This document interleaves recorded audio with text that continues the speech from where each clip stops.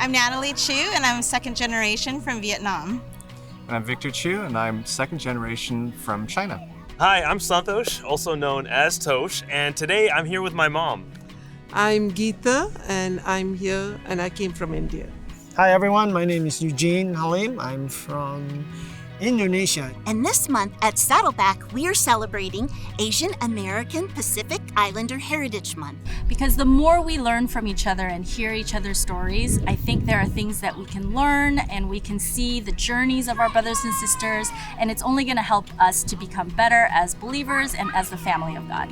Coming from Hawaii and being of Asian background, we do a lot of celebrating with food. When it comes to Korean food, it's not just about what you eat. A common greeting that people use is, "Have you eaten?" instead of, "Hi, how are you?" I grew up in a multi-generational family. My grandparents lived with us, with my parents and my siblings.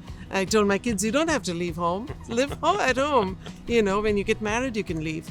And sometimes after they're married, they still stay with the family, which I don't really recommend, but that happens too. The culture is when you marry a person, you marry the whole family, right?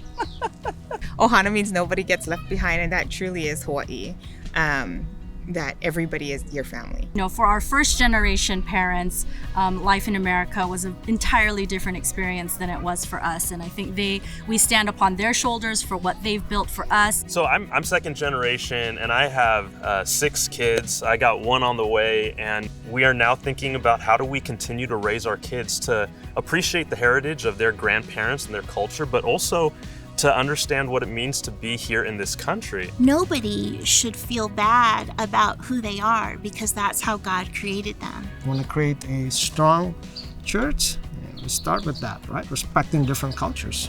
I really feel like it will encourage at least the younger generation in our church to be proud of who they are and not grow up in a culture that seems like they have to be someone else. That's been a big part of my journey, is understanding how I fit into the culture, but also how do I express myself, and ultimately, how do I know who I am in Christ?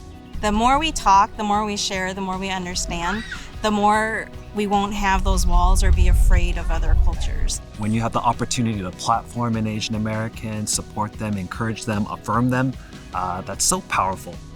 And so if we go to different cultures and we're able to learn from different people with different backgrounds how they have learned about God, it deepens our understanding of God's love. You know, when we help our Asian brothers and sisters to be able to tell their story, and not just their pain, but also the joys, the strengths, the things that they draw on, their perseverance, those things, I think, when we spotlight that and give opportunities for others to hear that, I think it'll not only strengthen our Asian brothers and sisters, but I think it'll strengthen our whole church.